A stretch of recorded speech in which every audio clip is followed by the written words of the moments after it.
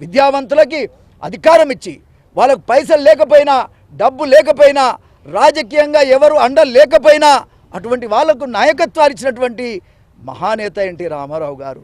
దురదృష్టం ఏంటంటే ఆయనకు జామాత దశమగ్రహ అడ్డం వచ్చింది.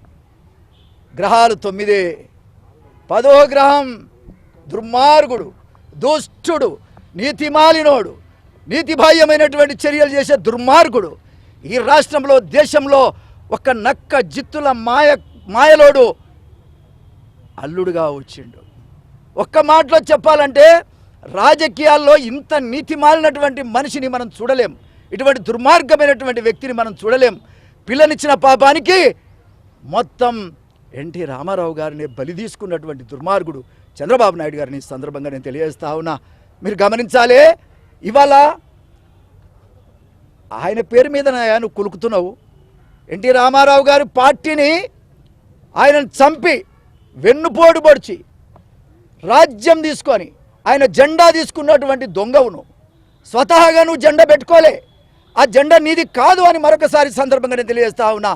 ఓట్లు అడిగే హక్కు నీకు లేదని కూడా ఈ సందర్భంగా నేను తెలియజేస్తా ఉన్నా.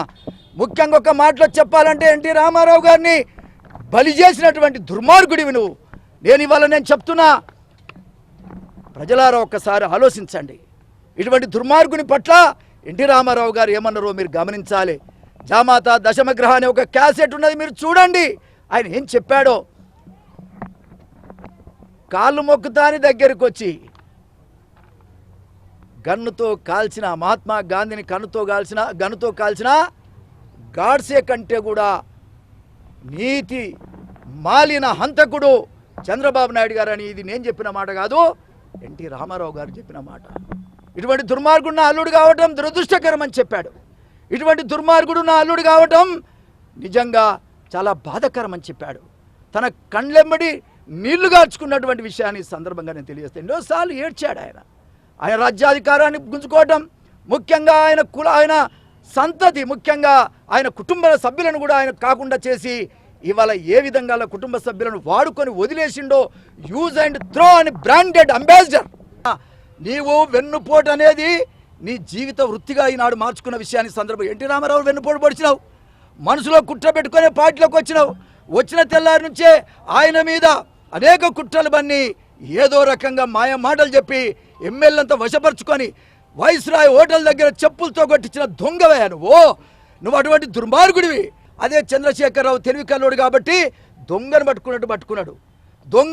పట్టుకొని నడి వీధుల్లో తనితే తెలంగాణ నుంచి పారిపోయిన పిరికి పందవు నువ్వు.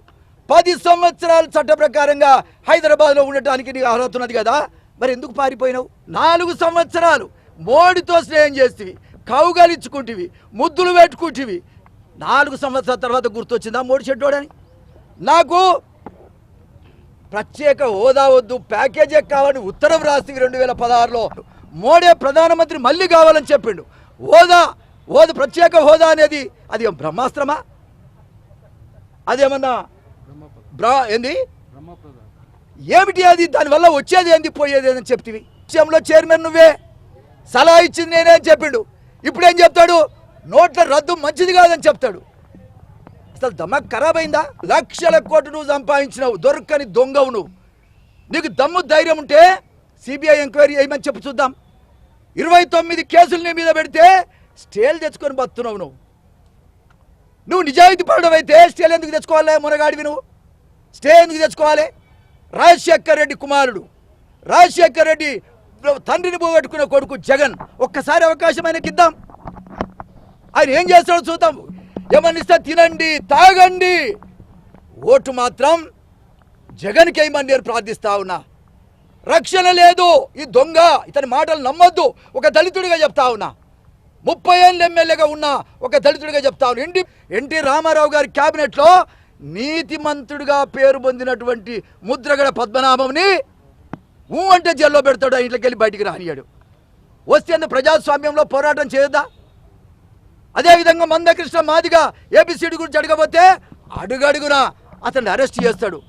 నేననేది ఏంటంటే అవకాశం వచ్చింది, కాపులు కానీ, బీసీలు కానీ, ఎస్సీలు కానీ, ఎస్టీలు కానీ ఏకంగా పైసలు అందరు ఇస్తారు తీసుకోండి, అన్ని పార్టీలు ఇస్తారు తీసుకోండి. ఓటు మాత్రం ముఖ్యంగా చంద్రబాబును ఓడించడానికి వేయమని ఈ సందర్భంగా నేను విజ్ఞప్తి చేస్తా ఉన్నా. శని తెలంగాణ శని అయితే పోయింది, ఆంధ్రలో శని కూడా పోవాలంటే ముఖ్యంగా అతను ఓడించమని సందర్భంగా నేను విజ్ఞప్తి చేస్తా ఉన్నా. ఆ జగన్ 9 రత్నాల నవరత్నాలు చెప్పంగానే ఈయన పెంచుకుంటూ పోతా ఉన్నాడు. చంద్రశేఖరరావు పెట్టిన పథకాలనే కాపీ కొడుతూ సిగ్గులేదా నీ తమ్ముళ్ళో? ఆంధ్రుల ఆత్మ నీ పౌరుషం గురించి చెప్తే ఈయన పౌరుషం ఉన్నదా? సిగ్గులేనోడు రాబందు. ప్రజాస్వామ్యం అందరికీ ప్రజాస్వామ్యమే. నిన్న ఆ ఎస్పీ, ఆ డిఐజీ, ఆ డీజీలందరూ తీసేయండి. కేంద్ర ప్రభుత్వానికి ధన్యవాదాలు చెప్తున్నా. పిరికి పందని కొట్టినాడు కొట్టాలి, కుక్కను కొట్టినాడు చంద్రబాబు నాయుడు కేంద్రం. నేను ఉన్నమాట చెప్తున్నా. అది ప్రజాస్వామ్యం కాదట. ఈయన మాత్రం 22 మంది వైఎస్ఆర్ పార్టీ వాళ్ళను కొనుక్కొని మంత్రి పదవులు ఇవ్వటం ప్రజాస్వామ్యాన తల్లి. ఆమెకు పెద్ద ఖడ్గం ఉంటుంది. ఆ నరికేదేదో ఈ రాక్షసుని రాజకీయ సంహారం చేయమని, రాజకీయ సమాధి చేయమని, రాజకీయంగా గోరిగట్టుమని ఆ దుర్గమాతను వేడుకోవటానికి విజయవాడ పోతున్నా. ఒక్కరోజు నిరసన దీక్ష చేస్తా. చంద్రబాబు నాయుడు గారు ఓడిపోవటమే ఎన్టీఆర్ అంతిమ లక్ష్యం, అంతిమ ఆశయం కోసమే బతుకుతున్నా నేను.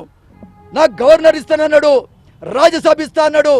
ఒక్కొక్క రాజ్యసభ 100 కోట్లకు అమ్ముకున్నాడు. మీరు అర్థం చేసుకోవాలి. ఒక్కడైనా ఎస్సీ ఉన్నాడా? రాజ్యసభ మెంబర్లు ఒక్కలైనా ఎస్సీ వాళ్ళు ఉన్నారా? ఎస్టీ వాళ్ళు ఉన్నారా? బీసీ వాళ్ళు ఉన్నారా? చివరికి హరికృష్ణ, ఎన్టీ రామారావు గారి కొడుకు, రథాన్ని నడిపి రాజ్యాధికారం తీసుకొచ్చినటువంటి హరికృష్ణను కూడా పొట్టన పెట్టుకున్నటువంటి దుర్మార్గుడు నువ్వు. ఆయన గనక ప్రోటోకాల్ ఉంటే సచ్చేవాడు కాదు. పాపం ఆయన బిడ్డను కూడా కసి తీర్చుకున్నట్టు కూకట్పల్లి నిలబెట్టి ఓడిచ్చిన ఘనత కూడా చంద్రబాబున. ఏమయ్యా మొగోడా, నిజంగా నీకు ప్రేమ ఉంటే ఆమెకు రాజ్యసభ ఇవ్వకూడదా?